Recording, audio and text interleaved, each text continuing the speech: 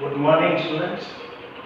હવે જુઓ કે આ ચેપ્ટરમાં આપણે ગઈકાલના લેક્ચરમાં જોઈ ગયા કે પ્રક્ષિપ્ત ગતિ કોને કહેવાય. શું વ્યાખ્યા આપી હતી પ્રક્ષિપ્ત ગતિની? કે ઉર્ધ્વ સમતલમાં અચળ સમક્ષિતિજ વેગ અને અચળ ઉર્ધ્વ પ્રવેગથી થતી ગતિને આપણે પ્રક્ષિપ્ત ગતિ કહી.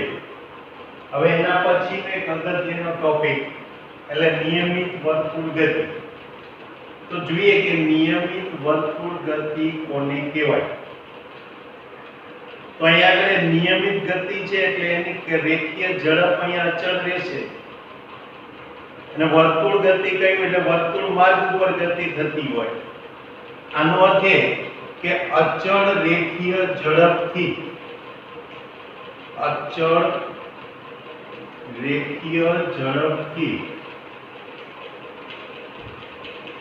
વર્તુળ માર્ગે થતી કણની ગતિને નિયમિત વર્તુળ ગતિ કહેવાય. એટલે આ નિયમિત વર્તુળ ગતિની આપણને વ્યાખ્યા મળે. ફરીથી જો શું વ્યાખ્યા આપી શકાય કે અચળ રેખીય ઝડપથી વર્તુળ માર્ગે થતી કણની ગતિને નિયમિત વર્તુળ ગતિ કહેવાય. તો આ રીતે વર્તુળ ગતિ છે એટલે કણનું ગતિપથથી મને આ રીતનો વર્તુળાકાર મળવાનો. એટલે આ કોઈ એક વર્તુળાકાર ગતિપથ, આ વર્તુળનું કેન્દ્ર O, કોઈ એક t1 સમયે એટલે કે t1 બરાબર t સમયે કણ અહીંયા આગળ માનો કે આ p બિંદુ પાસે હોય. ચલો p બિંદુ પાસે કણનો વેગ શોધું. તો આ p બિંદુએ વર્તુળને દોરેલા સ્પર્શકની દિશામાં મળે એટલે કે આ વેગ vp કહો કે જેને અહીંયા pp ડેશ સદિશ વડે દર્શાવો. હવે બીજો કોઈ સમય t2 કે જે t કરતા થોડો વધારે ડેલ્ટા t હોય ત્યારે કણ p પરથી ગતિ કરીને અહીંયા q પર આવી જાય. તો q પાસે મારે એનો વેગ શોધવો હોય તો વર્તુળને q બિંદુએ સ્પર્શક દોરવો પડે q ડેશ. એટલે એ q બિંદુ પાસે મને વેગ vq આપે અને માટે અહીંયા આગળ કહી શકાય કે આ t2 t1 બરાબર ડેલ્ટા t સમયમાં એક કણના વેગનો ફેરફાર. ચલો એને ડેલ્ટા v કહો તો ડેલ્ટા v બરાબર હું અહીં કહી શકું અંતિમ વેગ એટલે vq માઈનસ પ્રારંભિક વેગ vp. હવે આ વેગના ફેરફારને મારે શોધવાનું. ચલો એ શોધવો હોય તો અહીંયા હું આ vq માઈનસ vp કરીએ તો અહીંયા આપણે કહી શકીએ કે નિયમિત વર્તુળ ગતિ છે અને નિયમિત વર્તુળ ગતિ હોવાથી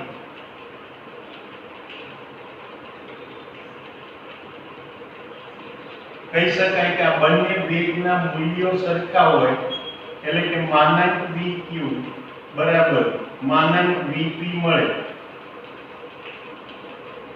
પણ વેગ એ સદિશ છે અને સદિશમાં દિશા બદલાય તો પણ એ વેગ ફેરફાર થયો કહેવાય અને તો પણ એ ગતિ એ પ્રવેગી ગતિ કહેવાય. એટલે અહીંયા ભલે વેગના મૂલ્ય અચળ રહેતા હોય પણ એની દિશા બદલાય છે માટે આ ગતિ એ મને પ્રવેગી ગતિ મળશે. ચાલે પ્રવેગી ગતિ મળતી હોય તો મારે અહીંયા vq માઈનસ vp શોધવાના. એટલે કે આ સદિશ vq માંથી સદિશ vp ને બાદ કરવાનો છે અને બાદબાકી કરવી હોય તો આપણે સદિશોની બાદબાકીના નિયમને યાદ કરો. એટલે શું કહ્યું કે તમે કે જેને બાદ કરવો હોય એના વિરોધી સદિશને બીજા સદિશમાં ઉમેરવાનો. એટલે VP ને મારે જો VQ માંથી બાદ કરવો હોય તો VP ના વિરોધીને સદિશ VQ માં મારે ઉમેરવાનો. એટલે હવે પહેલા તો હું સદિશ VQ લઉં. ચલો આ સદિશ VQ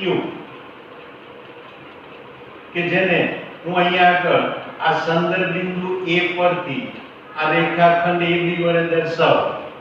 એટલે આ સદિશ VQ મળે. હવે એમાંથી VP ને બાદ કરવો છે એટલે કે VP નો વિરોધી સદિશ. માટે VP ના વિરોધી સદિશનું પૃચ્છ એ VQ ના શીર્ષ ઉપર રાખવું. એટલે આ -VP મળે. એટલે એને આ રેખાખંડ BC વડે દર્શાવો.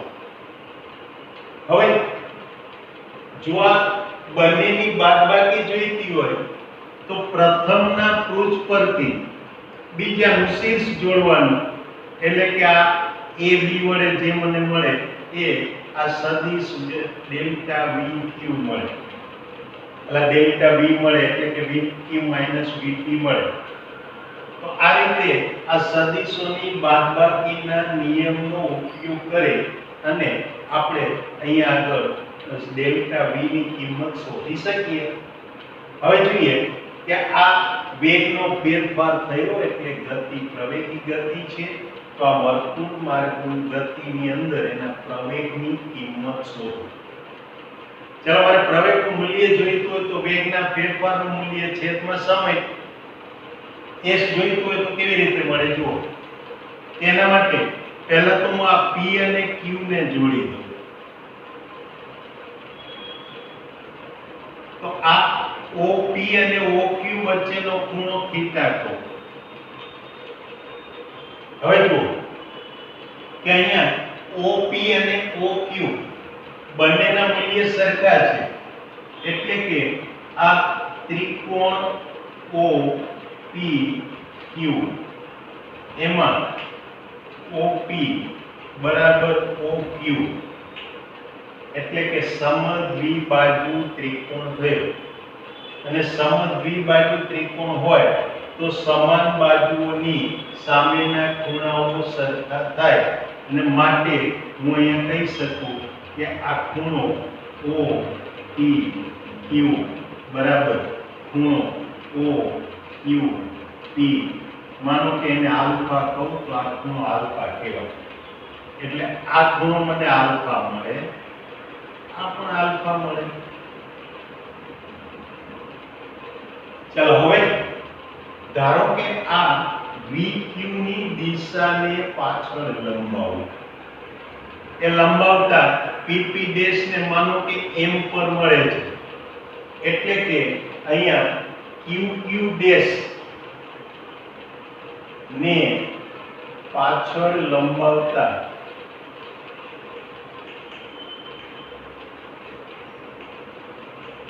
ચલો એને પાછળ લંબાવીએ એટલે મારી પાસે આ એક ચતુષ્કોણ થાય.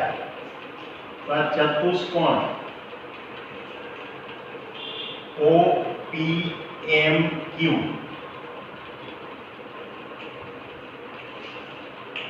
ચલો એ ચતુષ્કોણ OPMQ એની અંદર હું અહીંયા સાબિત કરી શકું કે આ Q અને P પાસેના બે ખૂણાઓ કાટકોણ છે. એટલે કે આ ચતુષ્કોણમાં ખૂણો Q પાસેનો ખૂણો એટલે કે OQM બરાબર P પાસેનો ખૂણો એટલે OPM બરાબર 90 અંશ. કારણ કે આ QQ ડેશ અને PP ડેશ એ બંને વર્તુળને દોરેલા સ્પર્શકો છે. અને વર્તુળને દોરેલો સ્પર્શક એ એની ત્રિજ્યાને સ્થાનિક રીતે લંબ હોય અને માટે આ બે ખૂણાઓ એ આપણને કાટકોણ મળે. અને બે કાટખૂણા થતા હોય તો હવે હું આમ કહી શકું કે માટે આ ખૂણો એટલે બાકીના જે બે ખૂણા છે એનો સરવાળો એ આપણને કેટલો મળશે 180 અંશ. એટલે કે ખૂણો QOP વત્તા ખૂણો ક્યુ એમ પી ડેશ બરાબર 180 અંશ. તો સામે અહીંયા આગળ હું આમ પણ કહી શકું કે ખૂણો PMQ વત્તા ખૂણો QMP ડેશ બરાબર પણ 180 અંશ, કારણ કે આ ખૂણાની રેખીય જોડ છે. એટલે બંનેનો સરવાળો 180 અંશ થયો. ચાલો આમાંથી આ QMP ડેશ એ બંનેમાં સમાન છે, કોમન છે, અને માટે કહેવાય કે ખૂણો QOP બરાબર PMQ બરાબર થીટા, એટલે કે વેગની બે દિશાઓ વચ્ચેનો ખૂણો આપે. એટલે આ રીતે આ બે વચ્ચેનો આ જે ખૂણો મળે એ ખૂણો મને થીટા મળે. એનો અર્થ એ કે આ બે વેગ સદિશોની દિશા વચ્ચેનો ખૂણો થીટા મળે, અને માટે અહીંયા આગળ આ ત્રિકોણ ABC એમાં આ બે વેગ સદિશોની દિશા વચ્ચેનો ખૂણો એટલે કે VQ અને VP વચ્ચેનો ખૂણો એટલે એ ખૂણો ABC બરાબર થીટા મળે. એટલે આ ખૂણો આપણી પાસે થીટા થઈ ગયો. હવે ફરી પાછું ત્રિકોણ ABC એ પણ સમદ્વિબાજુ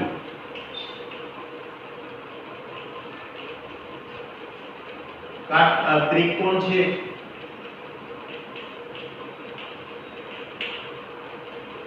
એ સમદ્વિબાજુ ત્રિકોણ છે. એટલું જ નહીં, પણ અહીંયા આગળ ઉપરાંત તમે જુઓ તો કે IAB બરાબર BC બરાબર અહીંયા આપણી પાસે PP ડેશ બરાબર QQ ડેશ બરાબર VP એટલે માનાંક VP છે. એનો અર્થ એ કે બાજુઓ પણ સરખી છે, અને માટે કહી શકાય કે આ ખૂણો BCA બરાબર ખૂણો CAB બરાબર આલ્ફા થાય. એટલે આ પણ આલ્ફા થાય, આ પણ આલ્ફા થાય.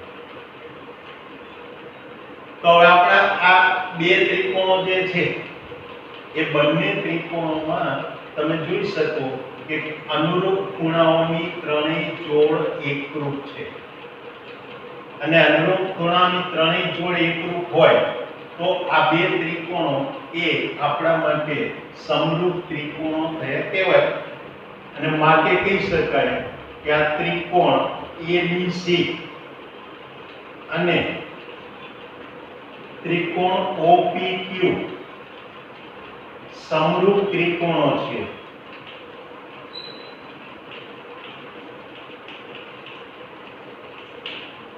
ચાલો બે ત્રિકોણો સમરૂપ હોય તો હવે સમરૂપ ત્રિકોણોના ગુણધર્મો જે તમે ભૂમિતિમાં અગાઉ ભણી ગયા છો, યાદ કરો એ ગુણધર્મો. કે સમરૂપ ત્રિકોણોના ગુણધર્મો શું કહે છે કે એની અનુરૂપ બાજુઓ જે છે એ બાજુઓના ગુણોત્તરો સરખા હોય. એનો અર્થ એ કે અહીંયા આગળ હું આમ કહી શકું કે માટે AC એના છેદમાં એની અનુરૂપ બાજુ એટલે એનું અહીંયા થીટાની સામેની બાજુ એટલે કે આ PQ બરાબર. ચાલો બીજે થીટાની પાછળની બાજુ એટલે કે AB લો. તે રીતે અહીંયા એને અનુરૂપ બાજુ એટલે કે અહીંયા OP લઈ શકાય. માટે આમ કહી શકાય કે આ બે ત્રિકોણો સમરૂપ હોવાથી AC એના છેદમાં PQ બરાબર AB ના છેદમાં OP લખી શકાય. હવે જુઓ AC એટલે એ તો મને વેગના ફેરફારની કિંમત આપે, એટલે કે આ આપણને ડેલ્ટા V આપે. તો PQ એ PQ એને અત્યારે હું અહીંયા આગળ એની કિંમત મારે શોધવાની રહી. ચાલો AB એટલે કે આ વેગનું મૂલ્ય આપે એટલે કે VP એ કિંમત આપે, અને OP એટલે આ વર્તુળ માર્ગની ત્રિજ્યા આપે. આ મારું એક સમીકરણ એક થયું. હવે હું આમ કહી શકું કે બે ત્રિજ્યાઓ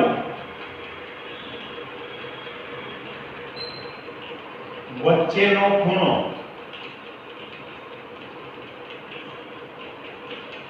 નાનો હોય ત્યારે આપણે લખી શકીએ કે તે બે ત્રિજ્યાઓ વડે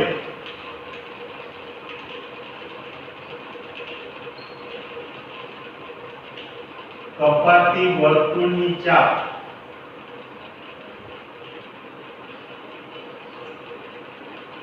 એ ચાપની લંબાઈ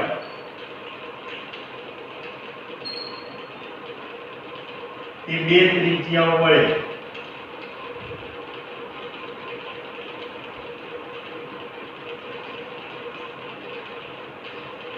મળતી વર્તુળની જીવા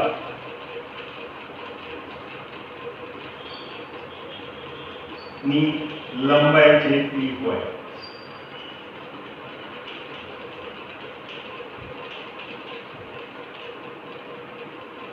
એટલે કે આ ખૂણો નાનો હોય ત્યારે હું આ જીવા PQ અને ચાપ PQ એ બે સરખા લખી શકું. એટલે કે હું ચાપ PQ બરાબર જીવા PQ અને એના બરાબર સ્થાનાંતર ડેલ્ટા S લખી શકાય. એટલે આ આપણને અહીંયા ડેલ્ટા S એ કોણનું સ્થાનાંતર કહેવાય. એટલે સ્થાનાંતર મૂલ્ય આપે અને આ કિંમત સમીકરણ 1 માં મૂકીએ. ચાલો એ કિંમતને હું સમીકરણ 1 માં મૂકું તો હવે અહીંયા આગળ મને કિંમત મળશે. જો ક્યાં PQ બરાબર ડેલ્ટા S સમીકરણ 1 માં મૂકો.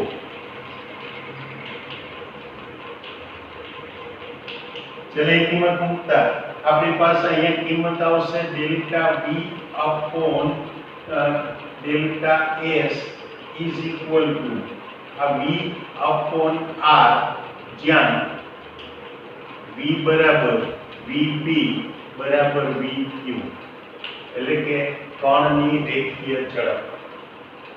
અને માટે લખી શકાય કે ડેલ્ટા V બરાબર V delta S upon R અને માટે delta V upon delta T બંને બાજુ સમય વડે ભાગી નાખું તો આ delta S upon delta T upon R.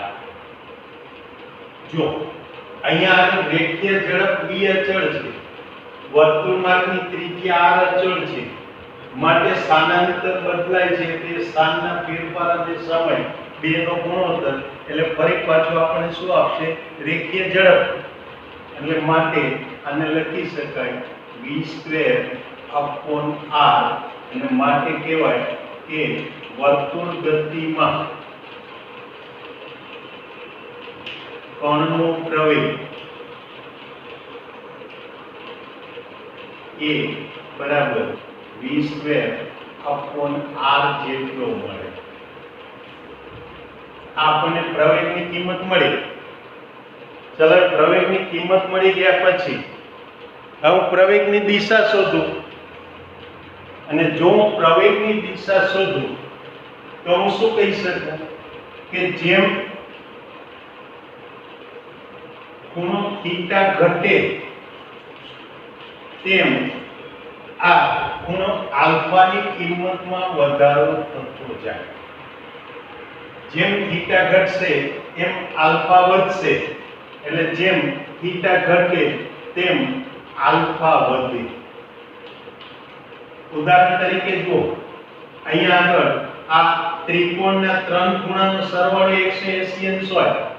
હવે જો હું થીટા બરાબર માની લો કે 10 અંશ લઉં તો આલ્ફા વત્તા આલ્ફા એટલે 2 આલ્ફાની કિંમત કેટલી થઈ? તો કે 170.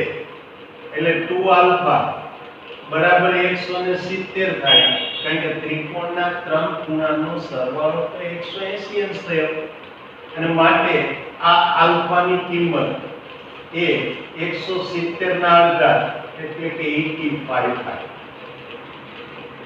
હવે જો આ કિંમત તમે 10 માંથી આપ કરી દો તો આ કિંમત અહીંયા આગળ 172 થાય, માટે આલ્ફાની કિંમત 86. એ જ રીતે આને 6 કરશો તો આ 174 થશે, એટલે આ કિંમત 87 થશે. આનો અર્થ એ કે જેમ જેમ થીટા 0 ની નજીક જાય એમ આલ્ફા 90 અંશની નજીક જાય, એટલે કે માટે કહી શકાય કે જેમ થીટા ટેન્ડ્સ ટુ 0 તેમ આલ્ફા ટેન્ડ્સ ટુ 90. પણ આલ્ફા એ તો વેગ અને પેલા વેગના ફેરફારની દિશા વચ્ચેનો ખૂણો છે, એટલે આલ્ફા અહીંયા તમે જુઓ તો આલ્ફા એટલે હવે શું મળશે મને? આ સ્પર્શક અને વેગના ફેરફાર વચ્ચેનો ખૂણો મળશે, અને માટે અહીંયા કહી શકાય કે ડેલ્ટા v ની દિશા એ વર્તુળના સ્પર્શકને લંબ રૂપે મળે. એટલે આ રીતે સદિશ ડેલ્ટા v ની દિશા એ વર્તુળના સ્પર્શકને લંબ રૂપે મળે, તો વર્તુળના સ્પર્શકને દોરેલો લંબ એટલે તો વર્તુળની ત્રિજ્યા મળે, એટલે કે એ વર્તુળના કેન્દ્ર તરફ મળે. એટલે આ લંબ રૂપે મળે, તેથી આ ડેલ્ટા v ની દિશા એટલે કે કણના પ્રવેગની દિશા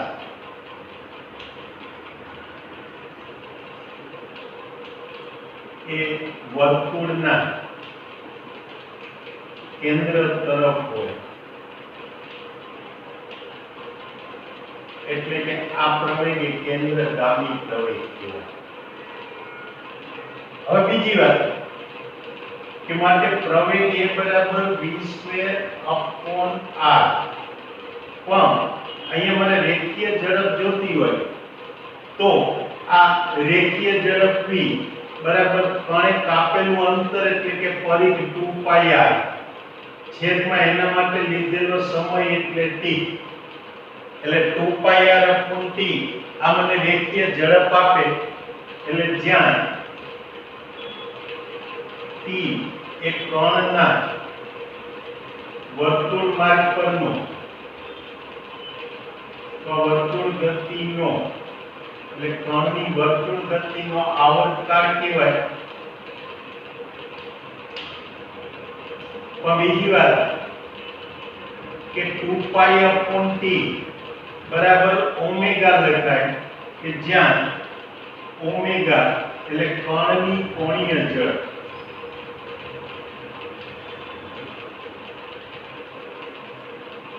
અને માટે હું અહીંયા આગળ લખી શકું v બરાબર r ઓમેગા.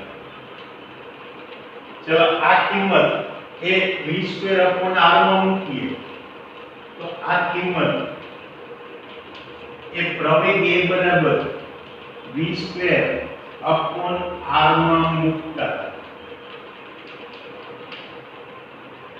ચલો અહીંયા v ની જગ્યાએ શું આવશે? r ઓમેગા, એટલે r² ઓમેગા² એટલે એક આ કેન્સલ થયો, એટલે પ્રવેગ એ બરાબર ઓમેગા² r લખાય.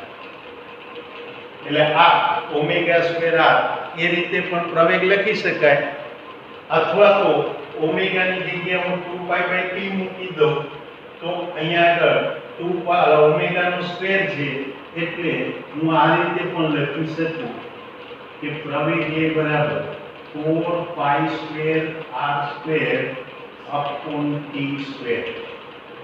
તો એ પણ આપણને રેખીય પ્રવેગની કિંમત આપે. એટલે આ રીતે નિયમિત વર્તુળ ગતિની આપણે વાત કરી શકીએ. તો આ થયું નિયમિત વર્તુળ ગતિ. એટલે આજે આપણે આ નિયમિત વર્તુળ ગતિ વિશે ભણી ગયા. જોયું ઝડપથી ફરીથી શું કહ્યું એમાં કે અચળ રેખીય ઝડપથી વર્તુળ માર્ગે થતી કણની ગતિને નિયમિત વર્તુળ ગતિ કહેવાય.